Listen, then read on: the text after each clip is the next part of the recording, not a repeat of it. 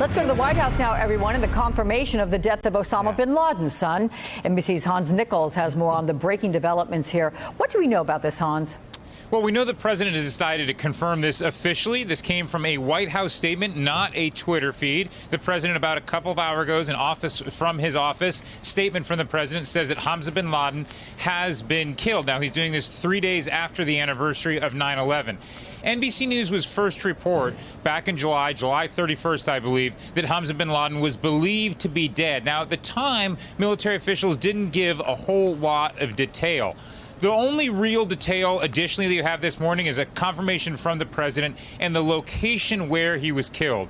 And according to the statement, he was killed in the Afghan-Pakistan region. Now, that's an indication, perhaps a hint, that this may have been done through counterterrorism forces by the CIA, because the military only operates, U.S. military only operates in Afghanistan, at least officially. So there seems to be a bit of a hint there. They're not giving us the time of when he was killed, and they're not giving us much more specifics beyond the actual location. So we're going to have to find out why the president decided to disclose this today, what sort of signal it is.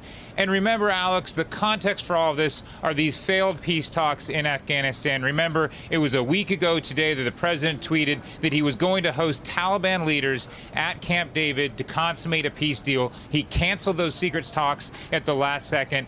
And then throughout the week, the White House has been explaining about what they're going to do with the 14,000 U.S. troops that remain in Afghanistan. They haven't given a lot of specifics, but they're kind of, and the president, when you listen to him, seems to be hinting that you're still going to have a troop drawdown. He hasn't officially said all this. Of course, the other big story this lands in is what's going to be and who is going to be the new national security advisor after John Bolton was either resigned or dismissed, depending whose version, earlier in the week. Alex? You know, I guess with regard to the timing of all this, certainly 9/11 and the dust-up with regard to what was scheduled to happen at Camp David last weekend and then did not.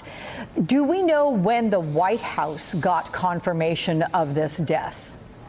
No, but we can presume sometime before July 31st when NBC News reported, unless NBC and other news organizations, intercepted it before it went to the White House. But it seems like the president was made aware, at least that news organizations were reporting this on August 1st when he was asked about it on the South Lawn.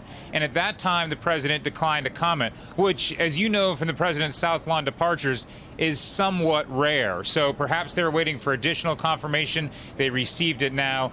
Either way, this is an official confirmation that the heir to the potential heir, right? He wasn't in charge of al-Qaeda, at least according to intelligence officials that we speak to. That was still Zawahiri. The idea that he was almost the spiritual heir to this terrorist empire and that he is no longer poses a threat is something the White House is trying to put a foot stamp on this morning. Absolutely. His last name had a lot of power behind it. Hey there, I'm Chris Hayes from MSNBC. Thanks for watching MSNBC on YouTube. If you want to keep up to date with the videos we're putting out, you can click subscribe just below me or click over on this list to see lots of other great videos.